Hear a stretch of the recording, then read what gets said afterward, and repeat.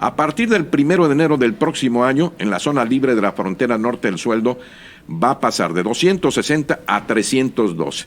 En el resto del país de 172 a 207 pesos.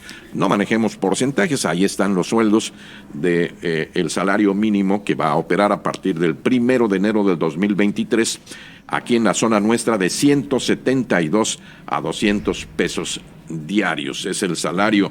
Ahora, el presidente de la Comisión Nacional de los Salarios Mínimos, Luis Felipe Munguía, asegura que este aumento va a beneficiar aproximadamente a 6.4 millones de trabajadores del sector formal y, de acuerdo con estudios de la comisión, el impacto a la inflación que implica este aumento será casi nulo. Esperemos que así sea, Andrea, porque de lo contrario ya hemos vivido en épocas del presidente Luis Echeverría, allá por los años 70, inflaciones galopantes en México, pero no estamos en época de Echeverría, estamos en la época del presidente López Obrador. ¿Y qué dice él al respecto?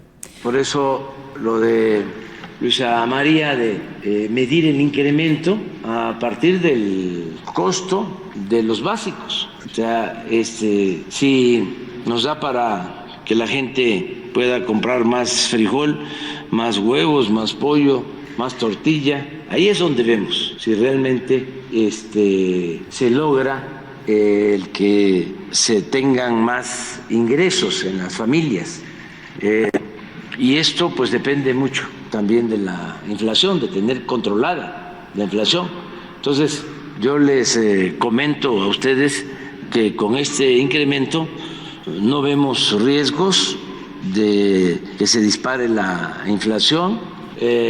Además, estamos llevando a cabo un plan antiinflacionario que significa destinar un subsidio de más de 300,000 millones de pesos este año para que no aumente el precio de las gasolinas. El presidente López Obrador, con respecto a lo que viene de este aumento a los salarios mínimos, no sé qué opine usted, pero al menos aquí hay alegría en México, en Veracruz, con respecto a este aumento. Andrea, te escucho. Así es, en términos generales, pues hay dos partes, ¿no? Los empresarios con este nerviosismo, no quiere decir que sea negativo, pero hay nerviosismo, realmente vamos a tener que despedir a personas, cómo se va a aplicar esto, porque pues lo primero que se traduce es inflación para arriba, todo para arriba, y es un sentir y es una reacción normal. El presidente, y usted lo acaba de escuchar, dice no, la Secretaría de Trabajo se hizo con esta dependencia un estudio en donde se analiza si realmente con esto se va a poder comprar más frijol, más básico, más la canasta. De acuerdo a este estudio, sí, vamos a ver cómo aplica, pero no soy yo la que conoce exactamente de este tema. Tenemos que acudir a los expertos para que nos traduzcan un poco esto y si hay algún tipo de temor, que lo alivianemos o que realmente tomemos medidas preventivas, Mario, ante un panorama en muchas situaciones que nos han dicho un 2023 en el que hay que ahorrar, hay que estar atentos, ¿no? Hay que estar atentos y qué mejor que los expertos. ¿Por qué se habla de inflación cuando suben los salarios? Qué mejor que el que lleva los números en las empresas para que nos explique esto. Y hemos invitado en este espacio al contador Jorge Alvarado Cordero, que es integrante de la Comisión Técnica del Sector Empresarial del Colegio de Contadores Públicos de México, a quien le damos los muy buenos días y el agradecimiento. Jorge, ¿cómo estás? ¿Qué tal, Mario? Andrea, muy buenos días, muchas gracias y muy buen día a tu audiencia. Buenos días. Gracias, Jorge. Tú como contador, ¿qué esperas para el próximo año?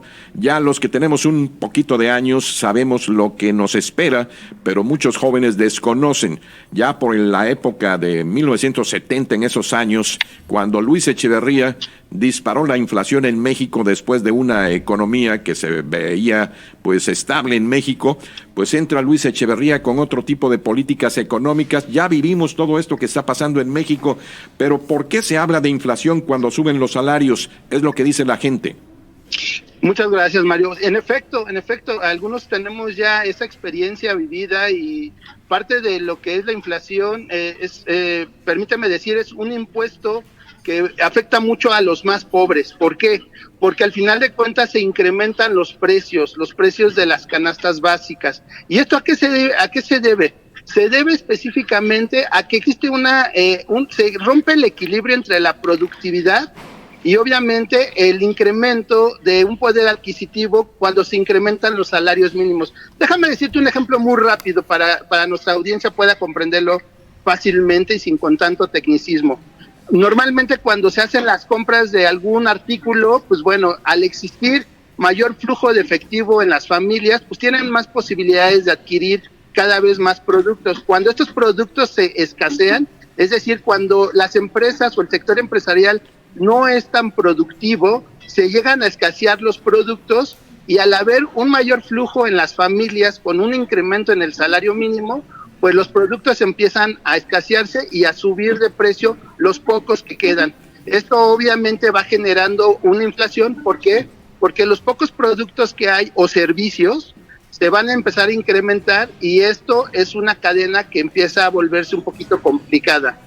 Por ahí dicen que los precios de la inflación suben y para bajan por las escaleras, ¿no? Entonces es muy complicado después estar bajando este nivel de inflación. En el mes de septiembre fue el pico que tuvimos de 8.7% de inflación. El mes pasado bajó, pero 8.3 me parece ser. Sin embargo, el incremento de estos salarios mínimos que va a ser a partir del 1 de enero del 2023, bueno, con la situación actual, y no solamente en México, sino a nivel mundial, puede generar por ahí un problema que pueda mantenernos durante 2023 un poquito entretenidos con este tema. Ahora bien, contador, ya que hablamos de números, hay gente que hoy se pregunta, ¿qué va a pasar con mi crédito Infonavit luego del aumento al salario mínimo? Excelente pregunta, Mario, porque mira, hay tres tipos de descuento. Aquellos trabajadores que tienen crédito Infonavit, uno es por porcentaje, va en función de su salario base de aportación. Hay otro tipo de descuento que la mayoría es lo que lo están manejando en veces de salario, y hay otro, el tercero, que es a través de porcentaje o cuota fija, es decir, que cuando tú sacas un crédito te dicen que te van a estar descontando 2,000, 3,000 pesos fijos cada mes o cada mes. Entonces, aquí el Infonavit ha lanzado una campaña donde se está avisando a los trabajadores que al día de hoy tengan su crédito Infonavit, pero cuando lo tramitaron se los otorgaron en veces de salario mínimo. Hay una campaña que el Infonavit está solicitando que hagan el trámite para cambiarlo a base fija, es decir, a una cuota fija, ¿no? Entonces, ¿qué recomendamos a todos aquellos trabajadores que tienen un crédito Infonavit en veces de salario mínimo? Que hagan el cambio, porque ahorita ese referencial, pues básicamente les va a afectar con este incremento, ¿no? Entonces, la realidad es que van a terminar de pagar su crédito más rápido, en menos tiempo, pero también va a ser un poco una afectación en el flujo de efectivo de su bolsillo, ¿no? Contador, todo esto amenaza la estabilidad en México, la estabilidad económica que ya nos estamos acostumbrando, o es un beneficio para los trabajadores, pero también para los empresarios. ¿Cómo ves este aumento de 20%, ya 2 dígitos que va a disparar la inflación? Hay quien afirma esto. Mario, creemos, es multifactorial, la verdad estamos viviendo un momento mundial complicado.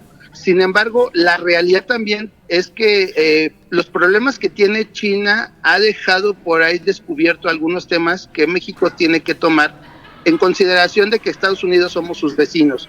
Sin embargo, para el sector empresarial ha sido pues difícil, porque no solamente es el incremento al 20% del salario mínimo que empezará en enero del 2023, recordemos que a partir del 2023 también va a haber un incremento en la cuota patronal respecto de la rama del retiro, donde gradualmente cada año va a estar incrementándose ese porcentaje. Entonces también el patrón va a tener que pagar esa parte, ¿no?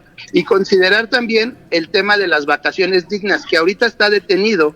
Sin embargo, pues obviamente van a duplicar esos días de vacaciones, afecta el pago de la prima vacacional porque es pagar doble, no tanto en el porcentaje, pero en los días que van a disfrutar los trabajadores. Entonces, es un panorama complicado. El sector empresarial lo que busca es pues equilibrar esta situación. Creemos que las empresas tienen que ser más productivas para que puedan obviamente generar una mayor utilidad. Como tal, las empresas están creadas para eso y de esas utilidades se pagan los sueldos, los aguinaldos, todas las prestaciones, pero tienen que ser productivas. Entonces, sí creemos, estamos ante una situación que todavía desconocemos qué tan grande puede ser el impacto en 2023 o qué tan largo. Estamos hablando que podemos caer en una estanflación donde pueda ser durante todo 2023, esperemos que no, pero la realidad es que sí tenemos que estar al pendiente. Muy bien. Andrea tiene una de las preguntas para ti, contador. Estamos platicando esta mañana pues con los expertos. El Colegio de Contadores Públicos de México nos abre las puertas y sobre todo pues agradecemos a Jorge Alvarado Cordero, que está resolviendo todas las preguntas que nos llegan de la audiencia. Andrea, sí. Gracias, contador. Muy buenos días. Le saluda Andrea Caramillo.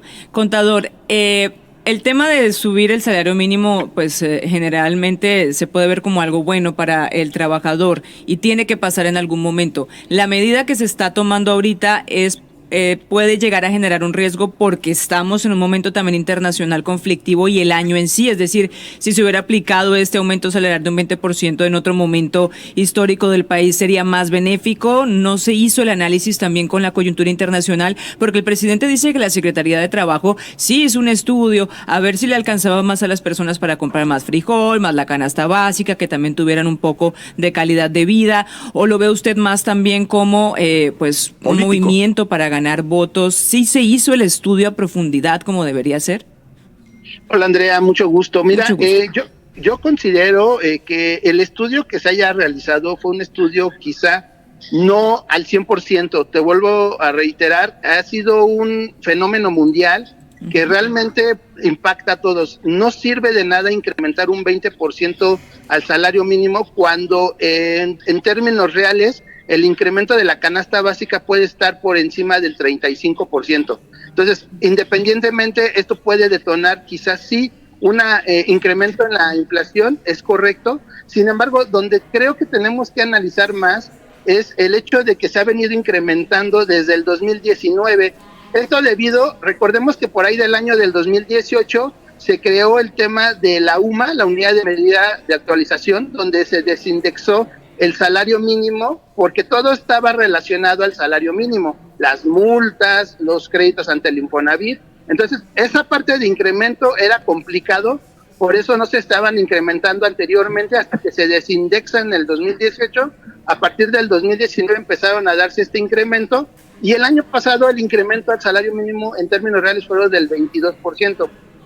Coincido con ustedes, quizá un 20% viene a beneficiar a 6.4 millones de trabajadores que ganan el salario mínimo, pero puede poner en jaque al resto del país. Entonces, hay que tener mucho cuidado. Creo que sí tiene que tener algo, o tiende a tener algo político como movimiento. Sin embargo, pues bueno, tenemos que analizar la situación particular de cada uno de los estados también, ¿no? No es la misma el Producto Interno Bruto de manera interna como el Producto Interno del sur, el Producto Interno del centro y el Producto Interno del norte. Sí se estaría pensando más tal vez por ganar unos cuantos votos en un momento en el que estamos viendo también que hay mucho movimiento político, una mirada directa hacia el 2024 y puede ser también más entendido por ese lado, ¿no? Porque los beneficiados en 126 millones de habitantes pues va a ser realmente mínimo. Sí, es correcto. De hecho, lamentablemente ayer se manejó mucho como presumir y permítame decir un poquito cacarear los resultados, pero la verdad es más allá de solamente incrementar. Yo creo que un incremento del 10% no hubiera sido malo, hubiera sido un incremento bastante prudente, pero al final de cuentas sí creo que pueda tener una tendencia política. Muchísimas gracias, contador, por toda esta información. Y bueno, pues únicamente elevar la productividad queda a los empresarios este único camino. Un fuerte abrazo para ti, agradeciendo el espacio que nos has dedicado como integrante del Colegio de Contadores Públicos de México. Siempre agradecidos. Mario, Andrea, al contrario, estamos a sus órdenes y gracias, agradezco contador. Mucho.